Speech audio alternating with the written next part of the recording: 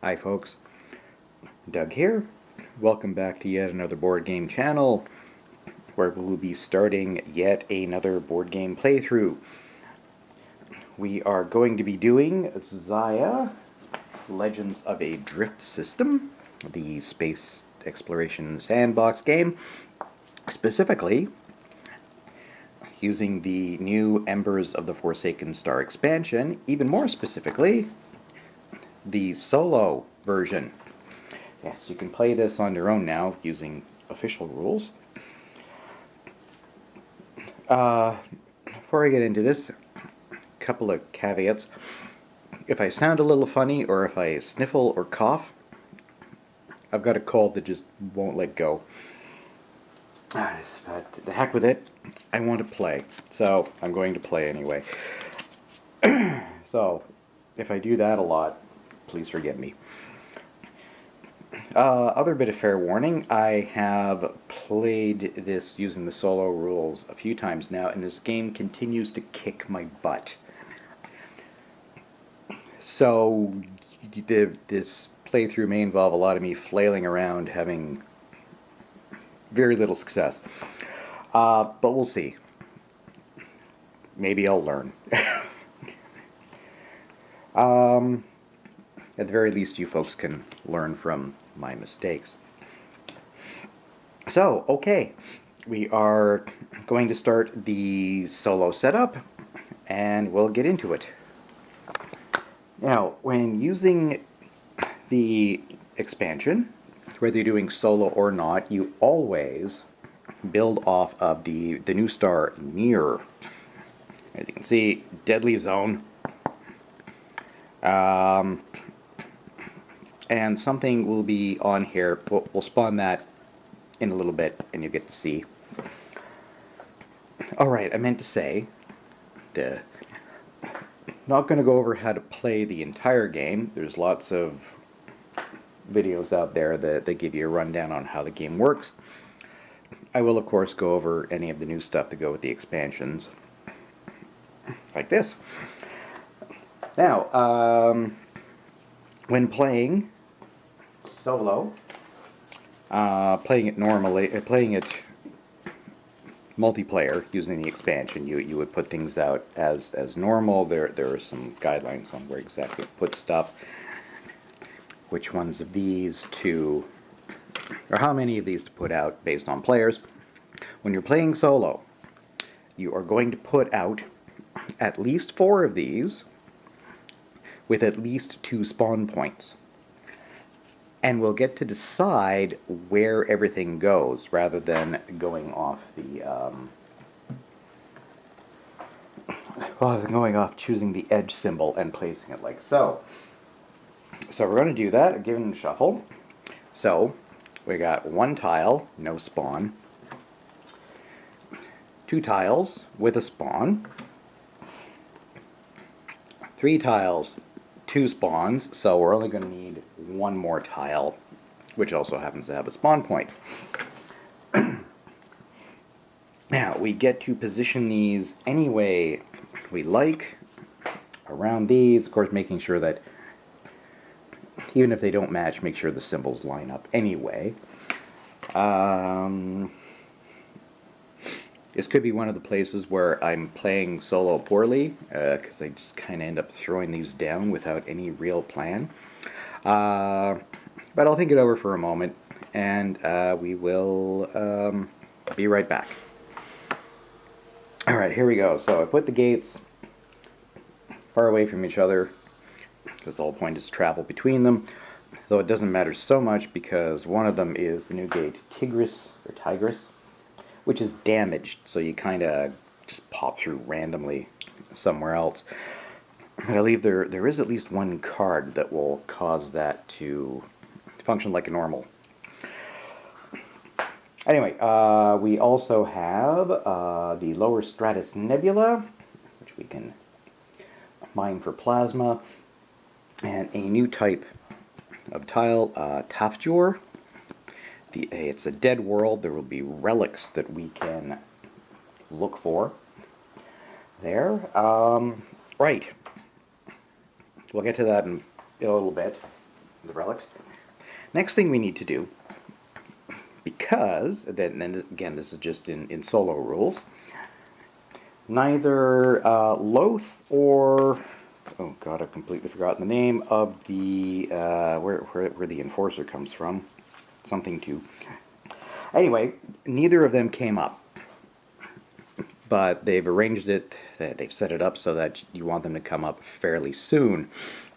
So what they've done is we're going to look through the gate and try to find, look through the pile and try to find, of course they're going to be the very last ones possible, aren't they? Yeah, pretty much.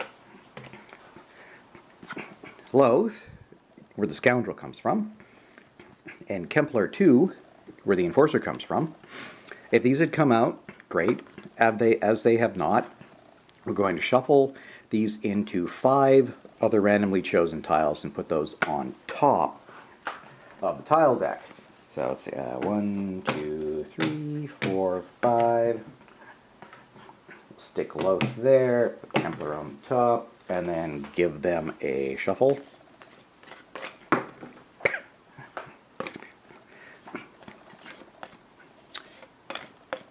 And yes, there we go. So those will now go on the top. So sometime in the next 6 or 7 tiles, yeah, 7 tiles total, those 2 will show up. And the scoundrel and the enforcer will spawn. We also have to remember to keep an eye out for the merchant spawning as per normal. Right. Next, I've scrambled up the exploration tokens. These are completely new tokens that replace the ones from the base game. They're substantially different. In the base game, they could be things like fame points, sometimes nothing. For the life of me, I can't remember what else, but these are quite different. Sometimes they're resource cubes. Sometimes they're damage, which is bad. Sometimes they are half-completed missions, and we'll see that happen as they come up. So, okay, we're going to grab a couple of those at random and put them on those 2 spots. We only had 2 out of our 4. Next, the Dead World. Pick that up gently. See, there's a little space here that says 3 times. So what we're going to do is there are a whole bunch of these relic tokens. I'll just flip one over to see what it is.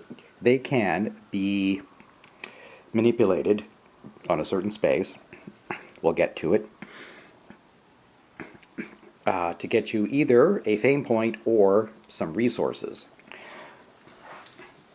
What we're going to do, I'll just shuffle those up a little bit, and it says, so there's going to be a stack of 3 of them, so we will take 3 of those, put them on Tafjord. Right. Next up, the card, you would shuffle all the cards at this point, which, yes, I've done already, so you don't have to see it. We've actually removed, well, just, you know, yes, the mission ones, of which we've added several, so the pile's getting quite thick. The titles, and the brand new event cards, which alter the game in some pretty substantial ways. Yeah, we'll see what we end up with there. I've actually taken out a couple of events and 4 titles that don't make sense in single player because they all involve either helping or hindering other players. So we will have taken those out. We're not going to worry about those. However, one thing we do in the solo game is, rather than wait for it to appear on the fame point track, one of these goes out and is available to be earned right from the first go. So we will take that, The Economist, Greed is Good. To claim this title, be the first player to take a sell action that generates 4 or more cargo cubes of that type is in demand. I think there's something wrong with the grammar there. Anyway, this will make more sense when we hit the economy board, which is totally new mechanic. And if we can claim it, once per turn when taking a buy action, you may buy up to 2 cubes of the same type from the supply instead of the economy board. Again, we'll see that in a moment. Let's just stick it there for now. Right. Next we have, yes, put all the tokens aside. Yes, we have a new kind of damage. There's the normal damage. Ice damage. Big problem with ice damage is it spreads at the end of your turn throughout your ship. It can be gotten rid of the same way as regular damage, but if you don't, it, yeah, it continues to spread. Got a new How to Win card, which is essentially the same. Now, to get the fame point for trading, sell all possible cubes in your hold. You don't have to sell everything, because sometimes it's not possible to sell it, depending on what world you're on. Yeah, sell all possible cubes in your hold for a minimum, but has to be at least 2 of them. And it also points out now that you can get a fame point from sifting a relic or some of the event cards. Also got a solo round summary card that obviously is new, but we'll get into that as things happen. Right. Next up, the Kiln goes into play. This is a new NPC, a hub of trade and commerce. It shows up, whoop, that hasn't happened before. Of course it had to happen on camera. Here we go, the Kiln, which is not controlled by anyone. It basically you go into it. It takes 1 space of movement to go in there. It will move around whenever you enter it. We'll roll a d6 to see where it rotates to. And once you enter it, you basically spawn in here, and there's 3 spaces. Yes, on orbit, on dock, roll a d6, move station, on path. You can spawn, well, anywhere, really. This is the only place to sell Ember, which is a brand new resource type. It can only be gotten, I think, a single play. This is also a mission point. But yeah, this counts as 3 spaces, and to exit, it's 1 movement. Oh, and this is also the place where you can sift relics. Basically, go there, say you're sifting it, and choose your reward. The trick is getting there, depending on how things go. Next up, yes, new fame point track. As well as the titles, we now have events that pop up whenever the highest player moves on to them. It's pretty obvious. And the economy board. We will now set up the economy board. We're going to place a random number of cubes of each resource on here. And these are the only cubes that are available for purchase at planets. So it's possible for it to run out of resources. So when you buy, you take the resources off of here. Obviously, when you sell, they don't actually go on here. They go back into the supply. And for example, here, if you were to sell, say you sold 2 plasma cubes, this tells us that will actually generate 2 cyber cubes. And whatever you sell of that will generate this, and so on and so forth. These all correspond to what each planet will purchase and sell. So yeah, sometimes you might not have something available, so you have to sell something else to create. Yeah, it can get a little messy. So what we're going to do is we're going to roll a d6. Let's say spice, for example. We're going to roll, and there are 4 spice resources. Wherever that planet is, that, yeah, whichever planet is that you can buy spices from. So I'll just quickly do that, and we'll see what it looks like, and then we'll move it off camera. Alright, here we go. So, we're going to have 4 spice, 2 plasma, a single cyber, 5 Terra, and 5 hollow cubes that will be available to us. So I'm just going to push that off to the side. Next thing we are going to do is choose a ship. I'm just going to cut away while I decide to do this. You don't need to hear me going hum and haw through the entire thing. So, yeah, back in a moment. Okay, I have decided to go with, just because it is the new level 1 ship for the expansion, so you can see what it's got, the Vagabond. There's its layout and everything. It's got 8 energy total. Yeah, if you know how to play the game in general, you know all about armed and disarmed.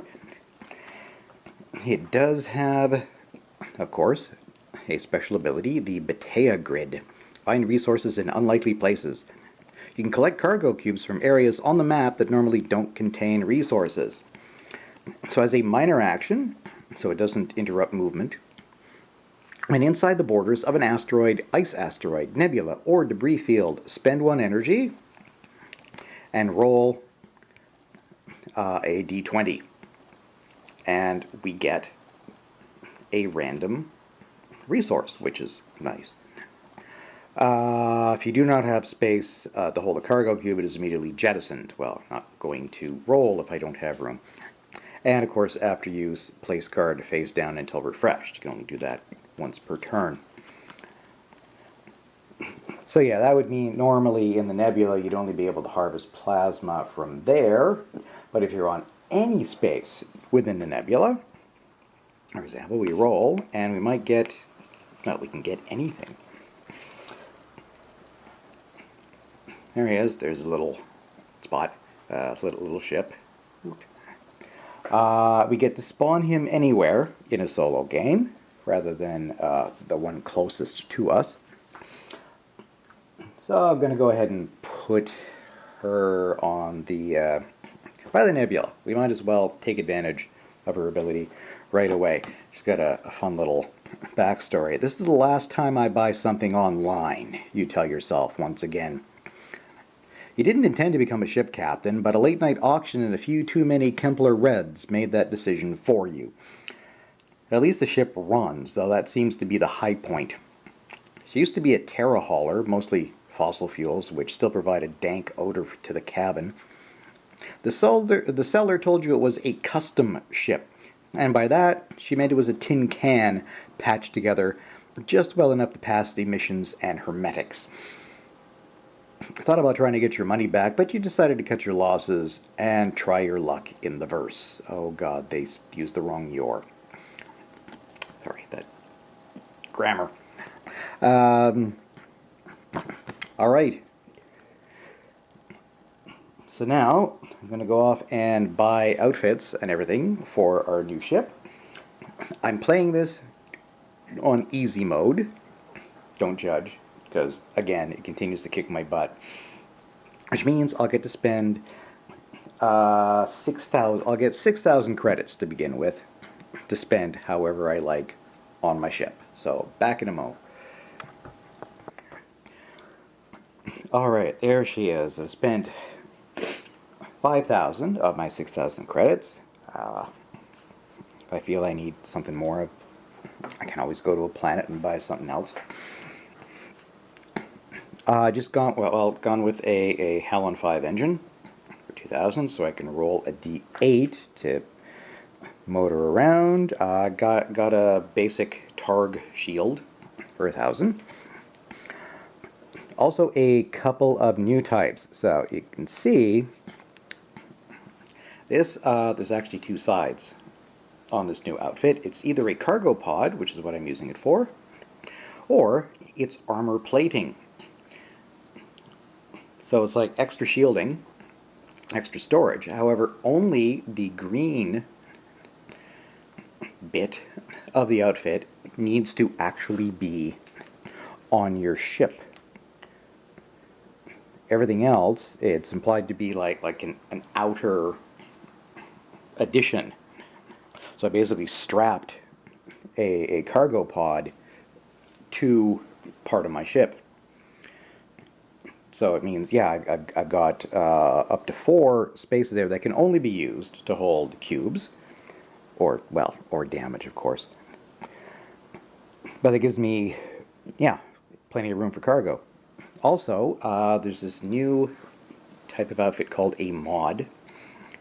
There are some that they improve your movement rolls, or your attack rolls, or your defense rolls, or in this case, if you get the MComp, which I think is probably short for mission computer, it means normally you can only have 1 mission active at a time.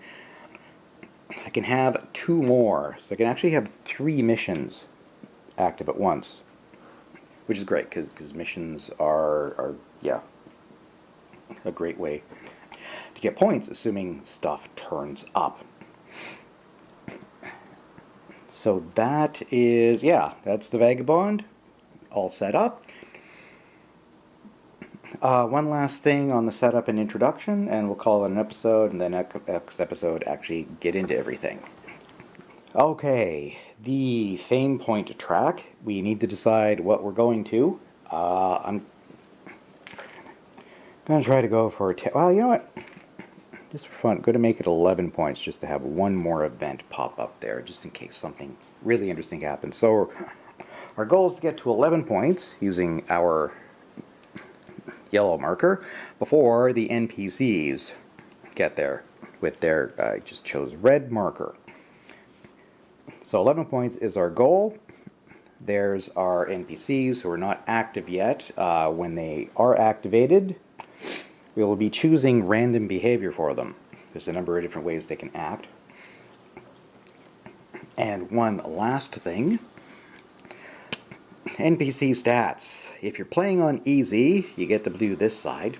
If you're playing on hard, you get this side. And their stats are quite a bit higher. If you're doing it on medium, you start on side A, and once somebody reaches the halfway point to your chosen fame point winning, you flip it over. So for the second half of the game, they amp it up. Again, I'm doing easy because this is actually kind of tough solo. At least for me it is. Hopefully if I play it enough times, I'll start learning strategies and such. So, I think we're going to leave it there. Netted on enough. This is probably a fairly long introductory setup video, so we'll get to actual gameplay next episode. Thanks very much everybody for watching. Thanks for subscribing to the channel and liking the videos both on YouTube and Board Game Geek. It's very much appreciated. And we will see you next time when we finally get started on yet another board game playthrough. I will see you then.